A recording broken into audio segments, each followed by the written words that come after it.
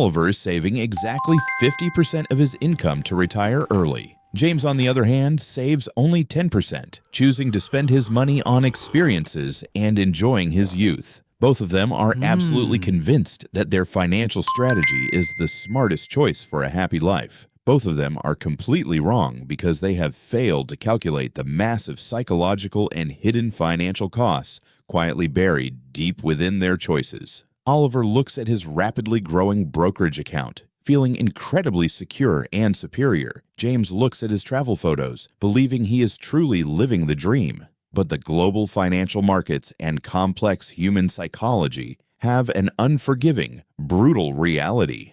Today, I'm going to show you the exact raw numbers, the hidden costs, and the emotional toll.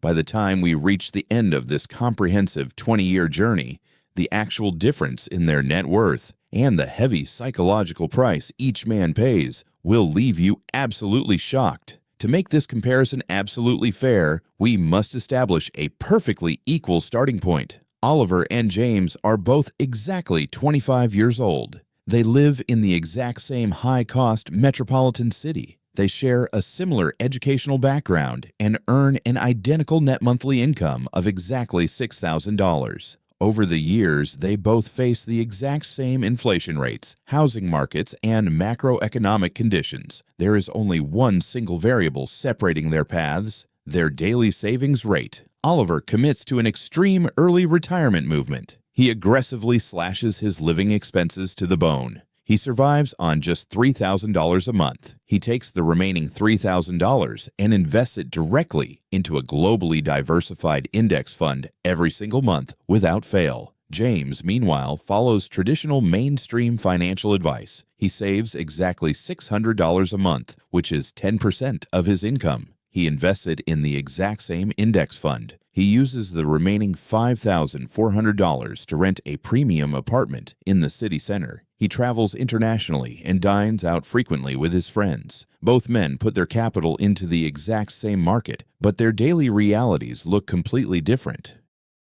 The first 3 years pass like a beautiful, optimistic dream for both characters. Oliver experiences a massive rush of dopamine every time he logs into his brokerage account. By investing $3,000 a month with a 7% average return, his portfolio quickly crosses the $115,000 mark. He feels incredibly proud of his extreme discipline. When his friends invite him to a luxury ski trip that costs $2,000, Oliver declines immediately. He happily calculates how that $2,000 will compound over 20 years. He feels a profound sense of intellectual superiority over his spending peers. James, on the other side of town, is living a vibrant and exciting life. He goes on that exact same ski trip and makes unforgettable, priceless memories. He dates freely, treats his friends to expensive weekend dinners, and furnishes his apartment with high-quality items. James still invests his $600 a month, so he does not feel irresponsible about his future.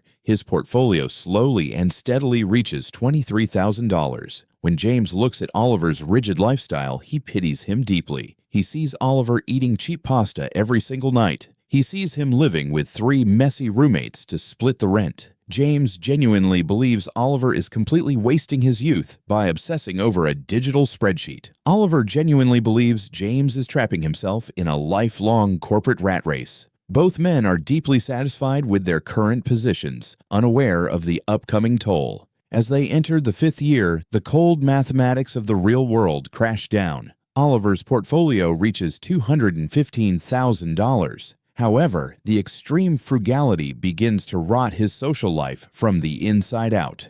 Because he constantly rejects invitations to dinners, weddings, and weekend trips to save money, his social circle slowly stops calling him. During the 6th year, his closest friend gets married in a different country. The flight, accommodation, and gift cost exactly $1,800. Oliver flatly refuses to attend, citing his strict savings goals. He refuses to break his budget for a single weekend. This single decision causes a permanent, irreparable rift in their friendship. Oliver sits alone in his cheap, poorly heated apartment. He looks at a brokerage portfolio worth $260,000, but feels an intense, crushing wave of human loneliness.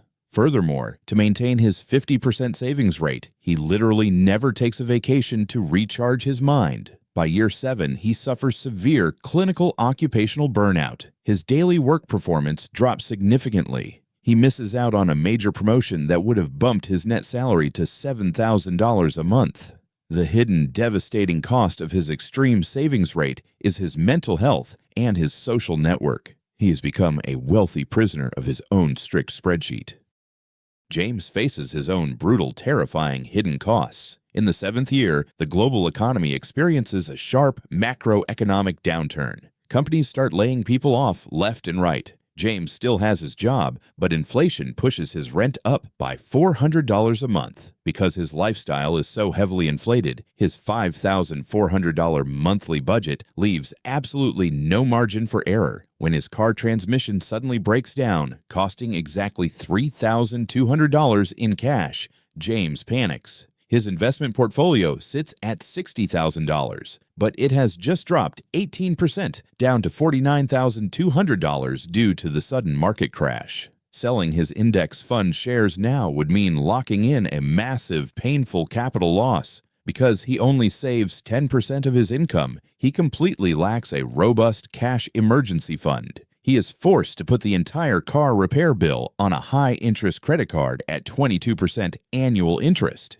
James suddenly realizes that his high-spending, luxurious lifestyle has made him completely dependent on his next paycheck. He cannot afford to lose his job even for a single month. This realization brings a wave of intense, suffocating anxiety. He goes to his corporate job every single day, terrified of his manager. He is forced to swallow his pride and accept mistreatment because he has immediate bills to pay. By year 8, James has an investment portfolio of $65,000. However, he now carries $5,000 in revolving consumer debt that eats away at his peace of mind. He pays exactly $100 a month just in interest fees. Oliver has confidently crossed the $330,000 mark in his accounts, but Oliver is emotionally exhausted, socially isolated, and heavily questioning the purpose of his wealth. The financial numbers are incredibly precise, but the psychological pain is entirely human. Both men are suffering immensely under the weight of their extreme financial strategies. The market does not care about their feelings. It only calculates their compounding returns and compounding mistakes. By the time we reach the 20th year, the ultimate financial destiny of both men is fully revealed. This is the stage of life where the compound interest curve finally goes parabolic.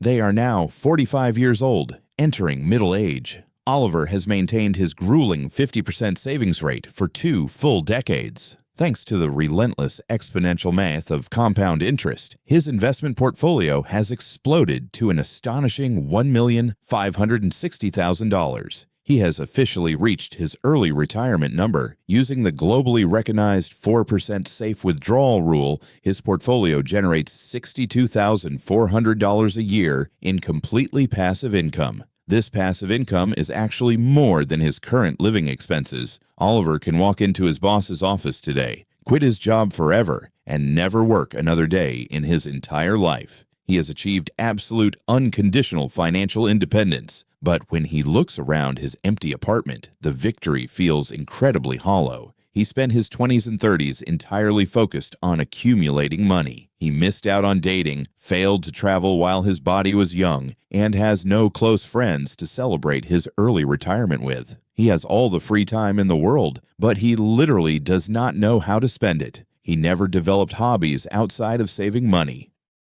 James, at year 20, finds himself in a completely different financial universe. Because he only invested $600 a month, his portfolio has reached a respectable but much smaller $312,000. He is nowhere near financial independence. James will absolutely have to work for at least another 20 years to survive. If he loses his job tomorrow, he will still feel that familiar, terrifying panic in his chest. However, James looks back on the last 2 decades with profound, undeniable joy. He traveled to 15 different countries across the globe. He attended every single friend's wedding, ate amazing food, and built a massive, loving social network. He is married, has a rich family life, and possesses a treasure trove of priceless memories that Oliver can never buy.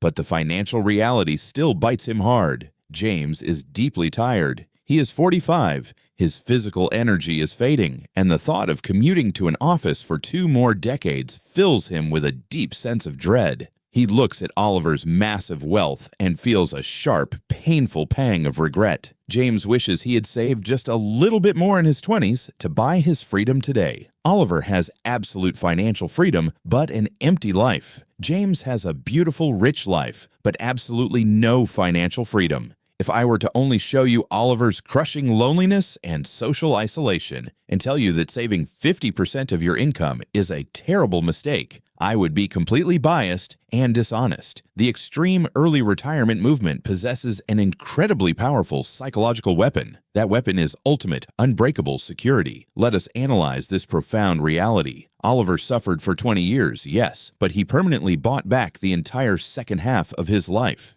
He never has to tolerate a toxic boss ever again. He never has to worry about corporate layoffs, inflation spikes, or economic recessions threatening his basic survival. His massive capital acts as an impenetrable fortress against the harsh realities of the world. He can now use his absolute freedom to rebuild his social life. He can travel the world slowly on his own terms, or start a passion project without any fear of financial failure. Money buys options, and Oliver now has every option in the world safely secured in his brokerage account. On the other hand, when we analyze the balanced spending argument, we must respect the fragile, fleeting nature of human mortality. James did not waste his money foolishly. He converted his cash into irreplaceable life experiences. You are only in your 20s and 30s once. You only have the physical energy to backpack across Europe or stay up all night for a very short window of time. Hoarding all your wealth for a future that is never actually guaranteed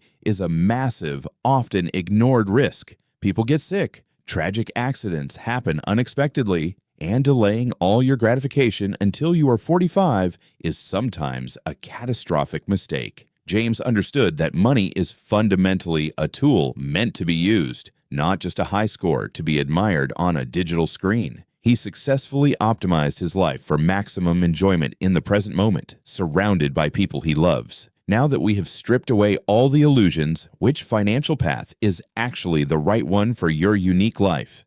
The answer depends entirely on your personal risk tolerance and your core human values.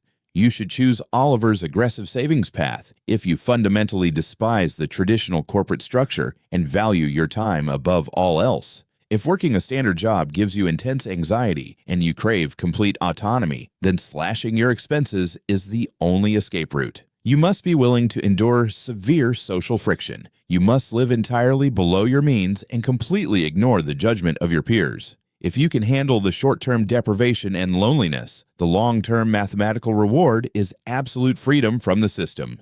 Conversely, you should choose James's balanced path of saving 10% if you genuinely enjoy your career, if you find deep meaning in your daily work, and plan to work in a fulfilling industry for 40 years anyway. There is absolutely no need to deprive yourself today. This path is perfect if you value human connection, experiences, and social integration over early retirement. However, you must accept that you will be tied to a paycheck for most of your adult life. If you choose to spend heavily today, you must make peace with the fact that you cannot simply walk away from a bad job tomorrow. You are trading future freedom for present joy. At the end of the day, there is no single universal winner in this grand financial debate. Real wealth is never just about hitting $1 million or taking a luxury vacation. It is about aligning your financial choices with the exact way you want to live your life. The real trap is blindly following extreme internet advice without understanding the heavy personal prices you will inevitably pay. Do you want the ultimate freedom of a massive portfolio, even if it means sacrificing the best years of your youth? Or do you want a life rich in memories, even if it means working until you are old and tired? Only you can answer this, and the decision will shape your entire destiny. Choose wisely, because your money is always listening.